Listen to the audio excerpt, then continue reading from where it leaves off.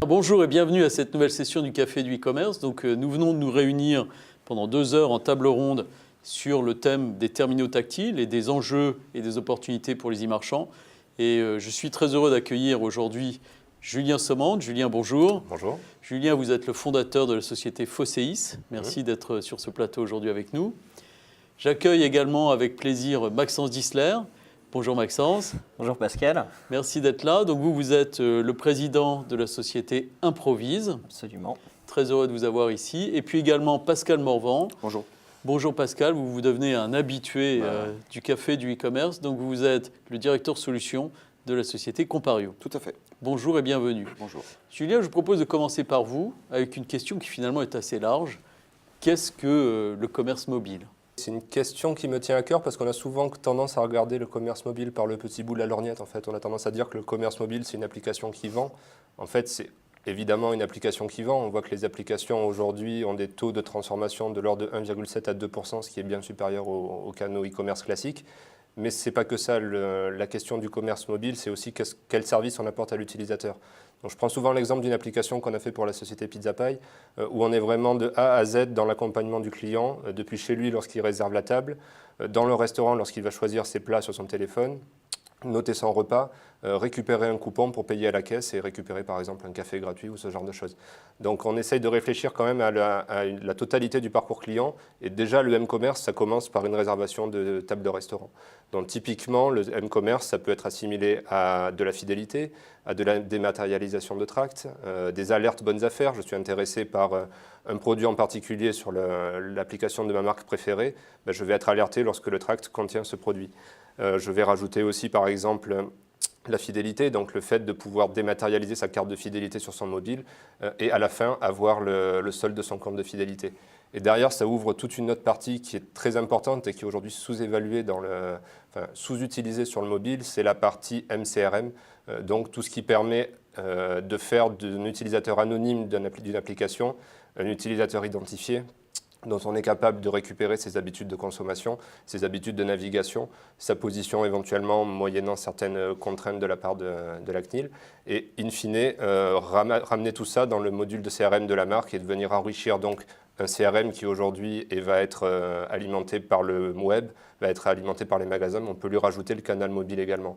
L'objectif derrière tout ça, c'est d'arriver à proposer aux clients l'offre la plus intéressante, à la fois en termes d'offres par rapport à ce qu'il aime, ses goûts, ses habitudes, etc., mais également en termes de géolocalisation.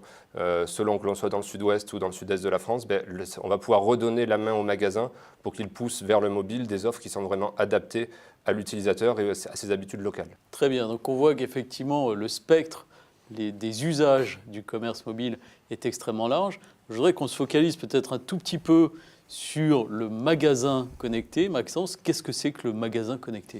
Alors c'est une excellente question qui commence à être de plus en plus posée. On voit qu'il y a une explosion complète des terminaux tactiles et notamment un des usages qui commence à pousser, c'est l'usage des terminaux tactiles à l'intérieur du magasin et ce qui amène à un concept de comment on va exploiter la valeur, comment on va enrichir la valeur ajoutée, l'expérience client grâce à ces terminaux tactiles. Donc la définition la plus simple qu'on pourrait imaginer, c'est un magasin connecté, un connected store, c'est un lieu de vente physique qui intègre et exploite le canal de vente digital, on pourrait dire le canal de vente en ligne, et qui l'intègre aussi bien sur la partie web que la partie mobile. C'est-à-dire que dans le magasin, je vais pouvoir interagir avec le canal de vente web et le canal de vente mobile.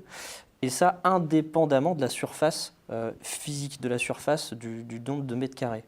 Je prends l'exemple de Pixmania, par exemple, qui était un pure player et qui ouvre aujourd'hui, qui en est à son, je crois, 20e magasin. Pixmania, c'est 60 000 références dans son catalogue unique. Et dans ses points de vente, c'est uniquement 150 mètres carrés. Donc il n'y a que 2000 produits, mais il y a à peu près entre 10 et 15 commerciaux qui commercialisent l'intégralité du catalogue. Donc on se rend compte que sur un petit espace de vente, on peut quand même commercialiser l'intégralité du catalogue indépendamment de la surface et donc des coûts. Donc ce qui veut dire qu'on peut être plus compétitif, on peut avoir des points de vente à plusieurs endroits, plus d'endroits. Le dernier point qui est intéressant dans une stratégie de magasin connecté, c'est que en réalité, le e-commerce ne représente qu'un cinquième du marché global et le lieu de vente physique représente encore quand même 4/5 du marché, ce qui est quelque chose d'assez gigantesque. Et une des bonnes stratégies pour aller chercher ce marché, ça passe par le magasin connecté où on va intégrer le canal de vente, enfin tous les canaux de vente dans une stratégie de commerce connecté. Et donc le point de vente va être le relais, la vitrine du commerce physique qui va intégrer le back-office global. Un dernier point pour finir sur une petite illustration, si je prends une enseigne qui a par exemple 500 points de vente, 3 vendeurs par point de vente, ça fait 1500 vendeurs. En imaginant que chaque vendeur conseille un client par jour un produit, un client qui ne va pas l'acheter tout de suite, mais qui va plutôt être dans un schéma de réflexion, je réfléchis, j'achèterai plus tard. Si chaque vendeur envoie un mail avec cette fiche produit au client en lui disant « Voilà, vous avez été intéressé par ce produit, je vous envoie le mail, regardez-le chez vous », ça fait 1500 opportunités de vente hyper qualifiées par jour qui tombent sur le e-commerce et potentiellement où les gens finiront l'achat chez eux. Donc c'est ça une stratégie de vente de magasin connecté, c'est comment exploiter dans le magasin, comment on va mettre en œuvre tous les terminaux pour que ça soit bien exécuté. Et ce qu'on voit aussi, c'est qu'il n'y a pas une réponse, ce n'est pas une interface par terminal.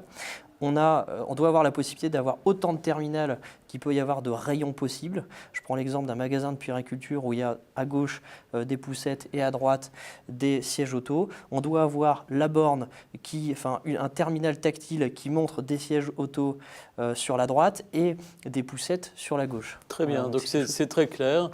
On voit, cela dit, à travers ce qu'a présenté à la fois Julien et ce que vous présentez, Maxence, on voit deux aspects. D'une part, la convergence online-offline à travers ce que vous présentiez, et puis surtout une multiplicité d'usages qui couvre un spectre finalement assez large.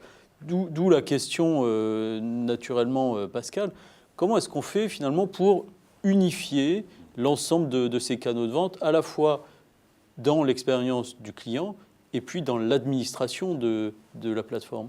C'est vrai qu'aujourd'hui, on parle beaucoup d'expérience client et la grosse problématique, c'est comment gérer la cohérence de cette communication qu'on va avoir avec ces différents clients sur ces différents terminaux digitaux, y compris sur le web. Et donc là, aujourd'hui, il y a des stratégies à mettre en œuvre qui passent par la gestion d'un catalogue unifié. Donc, je vais gérer en un seul point ce catalogue produit, de gérer les spécificités liées à chacun de ces canaux de communication pour gérer les bonnes images, les bonnes vidéos, etc. Mais surtout, d'être capable de relayer l'information d'un canal sur un autre. Ça veut dire quoi? C'est-à-dire de dire, tiens, si j'ai vu un produit sur le web, d'être capable de le rappeler sur le téléphone mobile ou quand je vais en magasin sur une tablette tactile, être capable de récupérer cette information. Donc c'est en utilisant un socle technologique unique qui va me permettre d'assurer cette cohérence. Derrière, toujours dans la cohérence, il va y avoir aussi la cohérence de la communication ou de la façon de scénariser la présentation de ces produits, quel type de produits je présente sur ces canaux, comment je les mets en avant et d'utiliser bien sûr les préférences d'un utilisateur ou la connaissance client pour personnaliser cette expérience, lui pousser le bon jean qu'il a choisi, qu'il a regardé sur le web, lui remettre en avant sur son application mobile. Donc c'est ce que propose Compario, c'est d'assurer cette cohérence à travers une plateforme logicielle. D'accord, et donc on voit bien qu'à travers ces automatismes, il va y avoir des gains de productivité phénoménaux. On peut paramétrer en une seule fois ce qu'on appelle une action de merchandising qui va être la mise en avant d'un produit ou qui va être la mise en avant de contenu. Et on peut, à travers une seule action, motoriser l'intégralité de ces canaux. Très bien, très prometteur. Messieurs, merci mille fois de votre participation à ce débat. Et à très bientôt sur un prochain Café du e-commerce.